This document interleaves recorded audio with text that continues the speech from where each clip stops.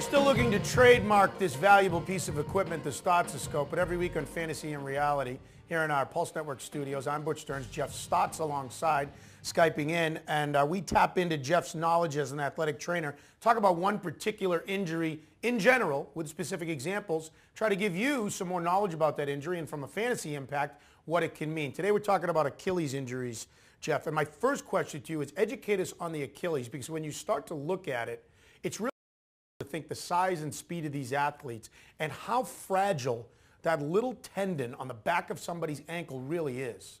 You know, it's not very well protected. You can pretty much see it defined on most people, regardless of shape or form. You know, weight doesn't seem to really play too much of a factor there. You can see the Achilles on a lot of people.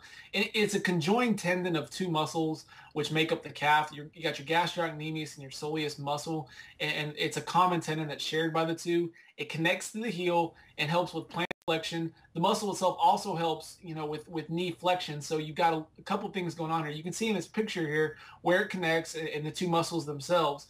And what happens a lot of times with basketball in particular is over time you'll get some inflammation in there. You can get some tendonitis in that tendon. You can also get what's called tenosynovitis, and that's where the sheath surrounding the tendon becomes inflamed. So the tendon's enclosed by a sheath that helps it move smoothly because it does a lot of motion when you run, jump. You know, pretty much every movement you do that utilizes the lower extremity, and those can become inflamed, and that can lead to some other problems, and it can definitely affect not only the calf, but also further up into the knee. And really, if you've got a muscle imbalance in your quad or your hamstring, you can see some Achilles injuries that start to pop up. So while every injury can limit an athlete, especially an elite athlete, when you look at the tendon and you look at the size and the speed on these guys, I mean, it really, when there's problems with it, to me, you divide them into two things, the irritation and inflammation, as you just talked about, or the snapping of it, the injury. When it snaps, does that usually happen from a wear and tear thing, or is it an impact that happens with that? It's usually a one-time thing. You know, you get a good strong contraction or you plant funny and it ruptures, but you can get, you know, some injury where the tendon weakens over time. You know, the other thing we really talk about with the Achilles is, you know, we have people that have ankle problems, and so they get that cortisone injection. Well, the cortisone can actually weaken tendons, and you've seen it in baseball with Ryan Howard. You know, he had a very problematic ankle injury that he was getting injected, and he had several injections, and then in his final at-bat this postseason, he took a swing and ruptured his Achilles, and now he's going to, you know, likely be on the disabled list to start the season.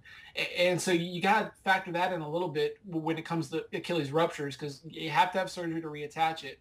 But the big thing with Achilles injuries is you see a lot of times is someone who's participating in a high duration, high intensity activity over a short time span. Right. So they're going for a long time at a high intensity.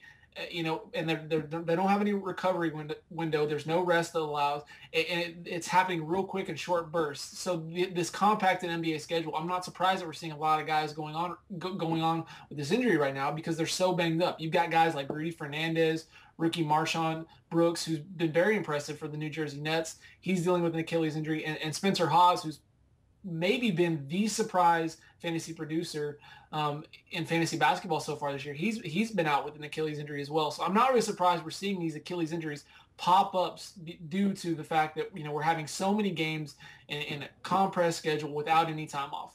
So let's finish up with an Achilles injury with football versus basketball. You just talked about these young guys and the injuries and why, and over the period of time and the stress that gets put on the Achilles. I remember, I think it was last year or 2 years ago, there was a rash of Achilles injuries in football. And the common perception was, again, the size and the strength of these guys and the lack of conditioning at the time that, you know, it's just too much for the tendon to bear. But you're sort of painting a picture that that's not the case. That's not how an Achilles works, right?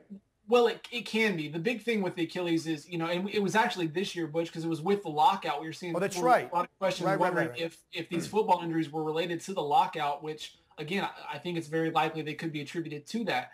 The big thing with the Achilles that you have to take into consideration is just your muscle imbalance. How strong is the quad, how strong is your hamstring, and how strong is your calf? Is there a good balance going on there? Because if they're, you have really strong quadriceps or really strong hamstrings and your calf can't really keep up with that strong muscle that it's pulling, that's when it fails, and that's when it can rupture. And so you see these guys that are working out independently, not paying attention. They just want to get big muscles. They don't really put into consideration the balance and the good ratio you need to have between all these muscles that work together. And so you get these hamstring, or these calf injuries, these hamstring injuries, and these quad injuries because there's an imbalance there. And the tendon is one of the first ones that can go, particularly that Achilles tendon.